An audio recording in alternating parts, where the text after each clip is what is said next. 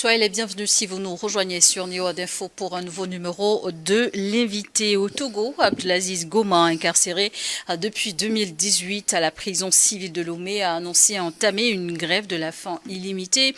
C'était début fin août dernier. Mais qui est Abdelaziz Goma? Dans quelles circonstances avait-il été arrêté? Mais surtout, pourquoi?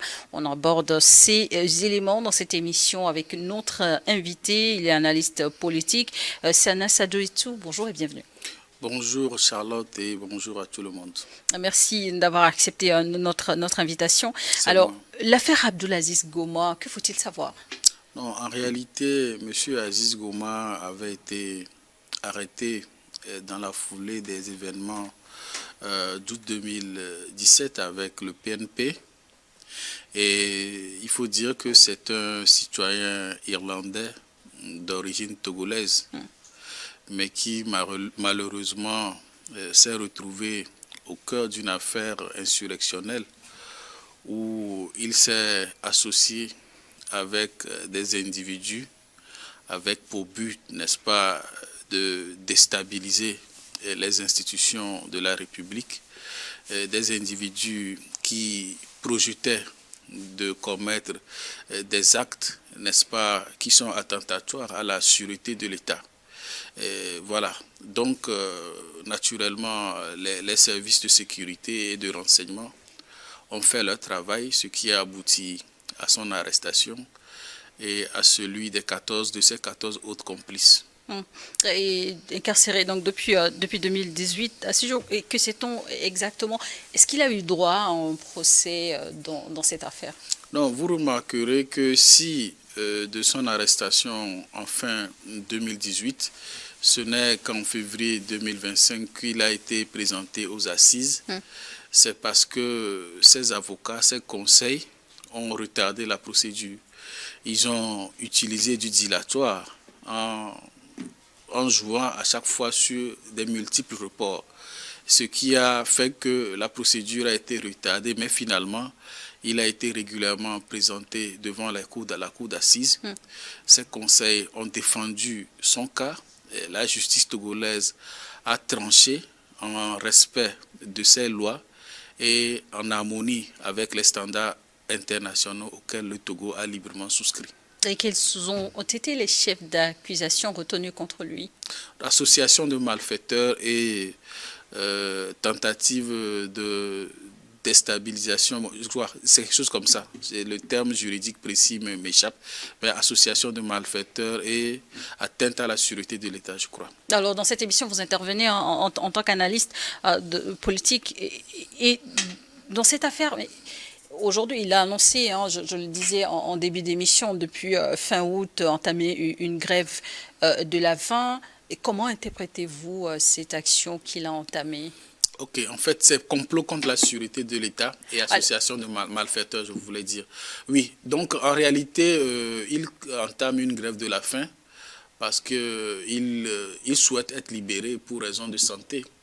Et aujourd'hui, un certain nombre d'acteurs externes sont en train d'alléguer que ces soucis de santé proviendraient de ces conditions d'incarcération. Mais il faut rappeler déjà qu'il avait déjà des soucis de santé bien avant son incarcération. Il avait notamment des problèmes de nerfs, il avait des difficultés motrices. Et je crois, il faut le dire ici, que dès lors que la procédure judiciaire s'est enclenchée, il a toujours été régulièrement suivi de manière constante par un spécialiste du domaine qui n'est pas inconnu d'ailleurs. Il s'agit du professeur Bello. Oui, pourquoi parlez-vous d'allégation? Oui, d'allégation parce que beaucoup de choses sont dites qui sont contradictoires aux faits. Le premier, ou bien la première allégation, c'est le fait qu'on tente de nous le présenter comme un défenseur des droits de l'homme, alors que sur ces documents officiels, c'est en réalité un revendeur. Et la deuxième allégation, c'est sa santé, c'est-à-dire la détérioration de sa santé qu'on essaie de présenter comme les conséquences de son incarcération. Et c'est pourquoi je rappelais à juste titre que bien avant son incarcération, bien avant son interpellation, il a été constaté qu'il souffrait de problèmes de nerfs et qu'il avait des difficultés motrices. Aziz Goma, justement, dans les informations disponibles ou même dans la presse, il est présenté, comme vous le disiez, parfois comme un militant des droits de l'homme. Vous parlez d'aller, vous qualifiez cela de mensonger. Cela dit, selon vous, il n'existe pas d'éléments aujourd'hui pour confirmer ce statut d'Abdelaziz. Oui, c'est fantaisiste de le présenter aujourd'hui comme un défenseur des droits de l'homme, parce que dans ces documents officiels, comme je le disais, c'est un revendeur. Et quand bien même il serait défenseur de l'homme, cela ne l'immunise pas quand il s'associe avec des malfaiteurs, quand il s'apprête à commettre comment on appelle, des actes de nature à déstabiliser les institutions, à porter atteinte à la sûreté de l'État. Le code pénal n'exonère pas les défenseurs des droits de l'homme des sanctions qui pourraient en découler si jamais ils se retrouvent dans ces cas. Et son état de santé donc serait aujourd'hui le sujet dont on parle. Est-ce que finalement il a été pris en charge conventionnellement?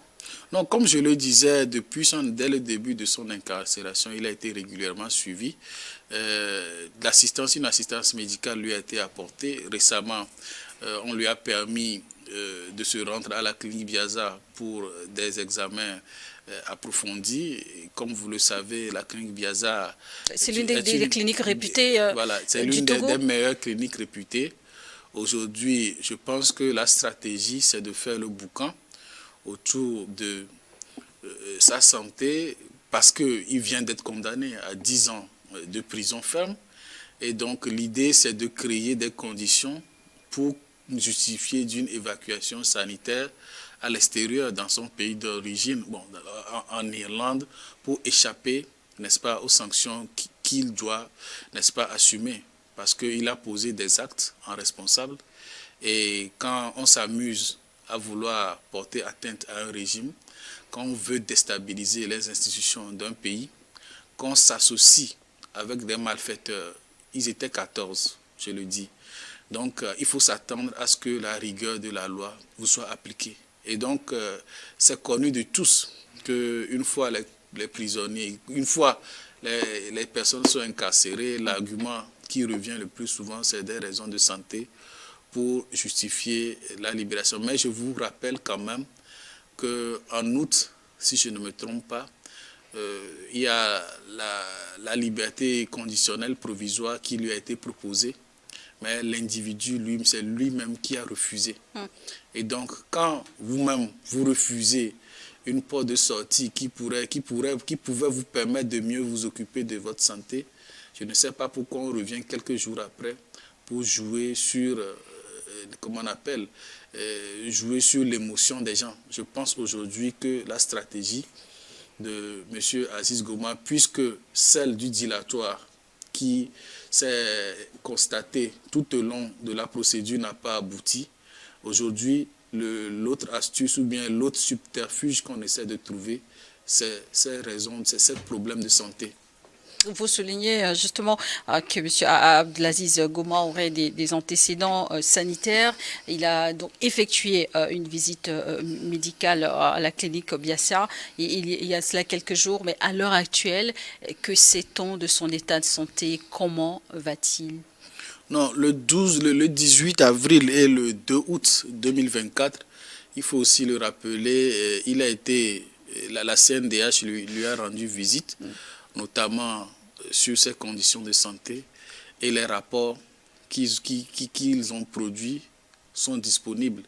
Et il n'y avait aucune constatation alarmante qui justifierait d'une prise en charge spécifique qui concerne ces problèmes de santé. Donc, je le redis encore, et les éléments du dossier sont disponibles. Aujourd'hui, comme je le dis, c'est jouer sur la fibre sentimentale. C'est comme ça, vous voyez la chose? Moi, je pense que c'est ainsi, puisque tous les moyens rationnels ont été présentés devant les assises. Il a été régulièrement suivi par un avocat. Ses droits ont été respectés. Il y a une sanction qui a été prononcée. Je crois qu'à défaut d'épuiser toutes les voies de recours. Aujourd'hui, le seul recours qu'il veut utiliser, c'est de présenter ses problèmes de santé qui avaient d'ailleurs précédé son incarcération. Donc l'affaire Abdelaziz, c'est une actualité que vous suivez, mais je posais la question de savoir est-ce qu'on sait comment est-ce qu'il se porte aujourd'hui après sa visite médicale ou son séjour à la clinique Biassa. En tout cas, les détails de son dossier médical, je ne les ai pas. Mais je sais par contre que la clinique Biassa, c'est une clinique spécialisée qui a tous les moyens pour le prendre en charge. Nous avons aujourd'hui la chance d'avoir un hôpital de référence, Dr Alafia, où il peut aussi valablement se soigner s'il estime que la clinique Biassa n'a pas les moyens pour le prendre en charge médicalement. Et donc, je pense que c'est fallacieux d'invoquer d'autres arguments pour demander pour demander son rapatriement ou bien vers l'Irlande pour une meilleure prise en charge. Le Togo aujourd'hui a tous les moyens pour s'occuper de son cas. Alors, il a déclenché une grève de la faim que vous jugez comme une manière aussi de faire pression pour obtenir libération. Mais quelles sont selon vous les retombées possibles d'une telle action? Non, c'est les gens qui peuvent s'en émouvoir. Et vous l'avez compris, ils ont déjà commencé par faire des demandes incessantes aux autorités togolaises. Mais je crois que le Togo est un pays souverain et indépendant. Et il serait surprenant que pour un cas si grave d'atteinte à la sûreté, association de malfaiteurs, disons-le en très calme, dans l'objectif de déstabiliser les institutions de la République togolaise. Rappelez-vous tout ce qui s'est passé avec l'avènement de M. Tikpi Achadam et son mouvement de dégagistes. Et ils ne sont pas seuls, il y a le cas même des tigres de la Révolution. Et beaucoup de gens ont été arrêtés dans la foulée de cet avènement-là. Et quand le droit est dit, quand la justice est prononcée, je crois que c'est des individus qui ont risqué et ils ont dans leur... dans leurs actions, l'objectif, c'était de mettre en péril la sécurité de l'État, avec toutes sortes de conséquences que cela peut, entraîner sur la population, la société. Ce n'est pas un cas aussi facile, ce n'est pas aussi simple. Donc, ils ont posé des actes graves, la sanction aussi doit être grave, et ils doivent comprendre et assumer la gravité de leur action et accepter leurs sanctions. Je ne pense pas que c'est une grève de la faim qui l'exonérerait, n'est-ce pas, des conséquences qu'il doit vraiment assumer. Cette grève de la faim a-t-elle, selon vous, peut-être des mobiles aussi inavoués? Non, ce mobile inavoué, c'est essayer d'alerter un peu la communauté internationale, comme je l'ai dit. Et vous savez, c'est un outil qui fait sensation dans les pays occidentaux. Quand on dit que tel est en grève de la faim, etc., etc. Donc, il sait bien à quoi il joue. Après avoir échoué de démontrer à la justice, aux assises, qu'il est innocent, je crois qu'il est aujourd'hui en train de tomber dans le ridicule. Et en tout cas, on lui souhaite vraiment d'accepter avec sérénité sa peine. Il est là-bas depuis 2019. Il a été condamné à 10 ans de prison. C'est vrai que même un jour en prison, c'est long. Mais ce qu'il a déjà enduré, le temps qu'il a déjà fait, c'est beaucoup plus ce qui lui reste à purger, à mon avis. Donc, je lui souhaite beaucoup de courage, beaucoup de sérénité. Et à chaque fois qu'il aura besoin d'une assistance médicale, il y a les cliniques spécialisées, il y a des hôpitaux de référence au Togo. Il a un médecin spécialiste bien reconnu qui le suit. Je crois qu'il peut sereinement purger sa peine jusqu'à son terme. Vous avez mentionné la communauté internationale, justement, Abdelaziz Goma, togolais d'origine et qui détient également une nationalité irlandaise. Dernièrement, ces derniers jours, des députés européens ont demandé lors d'une session portant donc sur son cas, son évacuation. Mais quel impact cela pourrait-il avoir sur Non, sur la situation vous actuelle? savez, les députés sont censés, ils représentent, n'est-ce pas, leurs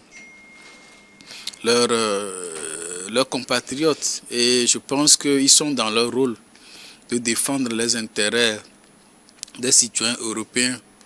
Sauf que la justice togolaise, les tribunaux togolais et les assises n'ont pas d'injonction à recevoir de la part des députés européens parce que la justice togolaise fonctionne en restant le strict respect des textes, comment on appelle, applicables en la matière et en toute cohérence et intelligence avec les standards internationaux auxquels le Togo a souscrit. Hum.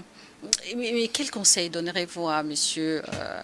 Ngoma dans cette situation? Non, aujourd'hui, il a été condamné, régulièrement condamné, et je pense que l'une des seules voies qui lui reste, c'est de solliciter la grâce présidentielle. Le président de la République, suite, n'est-ce pas, à une proposition des magistrats, peut utiliser de ce pouvoir discrétionnaire de le gracier. C'est la seule voie qui lui reste. Reconnaître déjà les actes qu'il a posés, les assumer et demander pardon au président du Conseil. Je pense que c'est la seule voie qui lui reste. Sinon, ces manœuvres qui consistent à jouer sur les sentiments des gens, grève de la faim, comment on appelle, état de santé, on savait qu'il avait déjà des problèmes de nerfs. On savait qu'il était suivi par un professeur spécialiste en la matière. On savait qu'il avait des difficultés motrices. Donc, qu'il n'essaie pas d'infantiliser l'intelligence des gens qui le connaissaient, qui ont eu accès à son dossier. C'est tout simplement le conseil que je peux lui donner. Abdulaziz Goma, arrêté en 2018 dans des circonstances de manifestation populaire. Est-ce que vous avez le sentiment que le pays a tourné les pages de ces événements? Bon, le Togo a tourné les pages, définitivement les pages. C'est ce genre de situation que nous avons tous déploré à ce moment est derrière nous. Et je crois que l'appareil sécuritaire et politique en a tiré toutes les conséquences. Et je pense que ce genre de situation ne pourrait plus prospérer. Mais avant, j'aimerais aussi rappeler qu'il y a un rapport du groupe de travail sur la détention arbitraire qui a été rendu public l'année passée et qui cite des noms dont aucun n'est à connotation togolaise mais plutôt hispanique et donc plus proche de la Guinée équatoriale et qui n'a rien à voir avec le cas de M. Abdulaziz Goma. Donc je crois qu'il y a eu un mélange dans ce rapport et il faut aussi rajouter, comme je le disais tantôt, que M. Abdulaziz Goma a pu bénéficier d'une visite de la CNDH au moins 2 fois l'année passée, le 18 avril et le 2 août 2024. Ce qui a sorti de cette visite, c'est qu'il était en parfaite santé et qu'il arrivait à se déplacer sans aucune assistance. Donc cela est encore un exemple pour dire que M. Abdulaziz Goma n'est victime d'aucune situation ou bien d'aucune forme de mauvais traitement qui justifie la dégradation de son état de santé. J'aimerais rappeler encore une fois que le 28 août passé, 28 août 2025, une liberté conditionnelle lui a été proposée. L'individu lui-même a refusé cela. J'aimerais encore préciser. De quelle explication dispose-t-on de ce refus? Pourquoi n'a-t-il pas opté pour cette liberté conditionnelle? Non, lui, il s'attend à ce qu'on l'évacue. Il s'attend à une évacuation sanitaire vers l'Irlande pour une meilleure prise en charge. Et c'est pour cette raison évidente qu'il a carrément refusé qu'il soit traité au niveau du CHU Sylvanus Olympio. Et c'est pourquoi on l'a mené à la clinique Biaza. Donc tous les subterfuges ont été épuisés par l'individu. Et ce n'est pour rien aujourd'hui qu'il entame une grève de la faim lorsque tous les moyens, vous perdez tous les moyens rationnels, tous les moyens de fait, là, on est totalement dans le sentimental pour toucher la sensibilité des gens. Mais je crois que la justice du Togo et d'ailleurs ne saurait être impressionnée par ce genre de choses. Ils en ont vu plusieurs. À l'exemple du CNDH, comment appréciez-vous l'implication de la société civile dans de circonstances pareilles? Non, la CNDH aujourd'hui est une institution assez crédible qui fait un travail remarquable à chaque fois que une situation qui touche, n'est-ce pas, les droits de l'homme leur a été soumise ou bien lorsqu'ils s'en ont auto-saisis. Et donc je crois que la CNDH est du côté de la société civile. Il a suivi le cas de M. Abdulaziz Goma et je crois qu'aujourd'hui ce qui est colporté à l'extérieur et qui ne reflète pas les rapports constants de la CNDH, vous comprendrez tout à l'heure que beaucoup de gens, comme je l'ai dit tantôt, ils sont plus, n'est-ce pas, dans la défense des intérêts de leurs citoyens que la compréhension, n'est-ce pas, du cas judiciaire. Il y a des faits qui ont été qualifiés en crime. Il y a une assise qui a condamné l'individu à une peine de réclusion criminelle de 10 ans. Et je crois que s'il y a des voies de recours à exploiter, il faut qu'il l'exploite. Vous mentionnez notamment la grâce présidentielle. Comme la grâce présidentielle et autres. Donc, la grâce présidentielle, donc s'il a été définitivement condamné, il doit savoir que la grâce présidentielle est encore une option.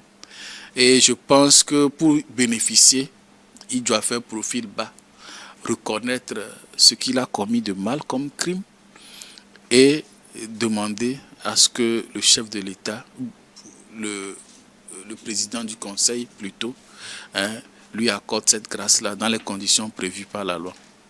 Et une pression numérique également en pivot au Togo. En juin, on l'a vécu, ces événements. Et qu'est-ce qu'il en est aujourd'hui?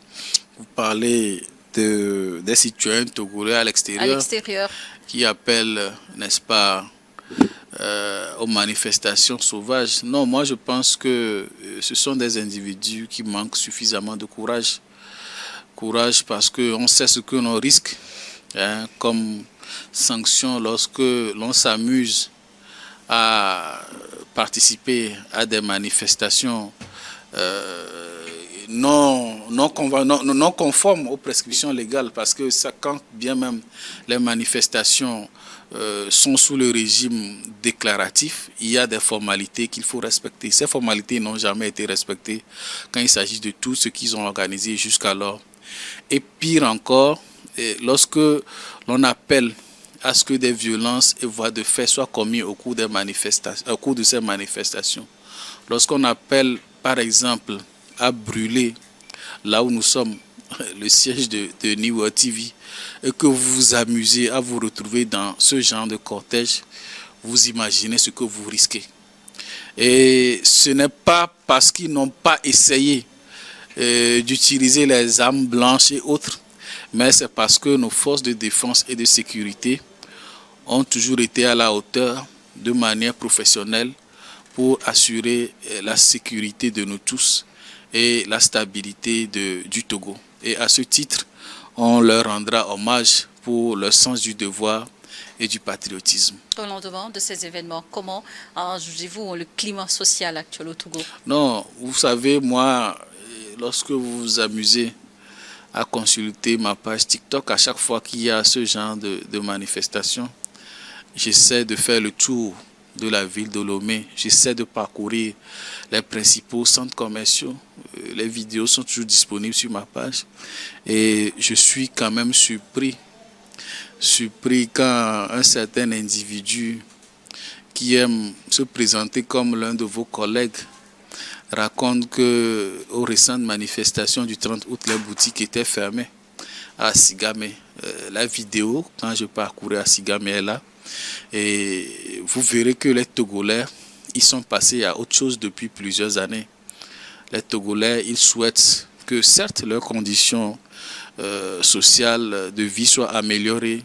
ils souhaitent, comme partout ailleurs, l'augmentation de leurs revenus et à ce que les produits de nécessité soient abordables.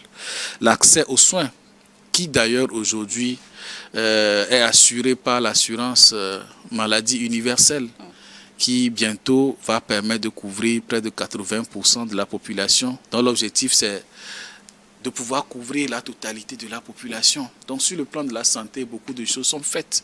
Et sur le plan de l'éducation, il y a la gratuité, comment on l'appelle, de la scolarité lorsqu'on est au primaire, santé, éducation, et quoi d'autre? Je crois que c'est les fondamentaux.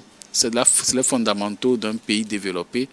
Et on ne peut pas parler de développement quand il n'y a pas accès aux soins, quand c'est compliqué de se faire éduquer à l'école ou bien dans les centres de formation professionnelle. Et aujourd'hui, ces deux choses sont une réalité au Togo. Et je pense qu'on peut partir de ces acquis pour essayer de développer d'autres piliers de développement.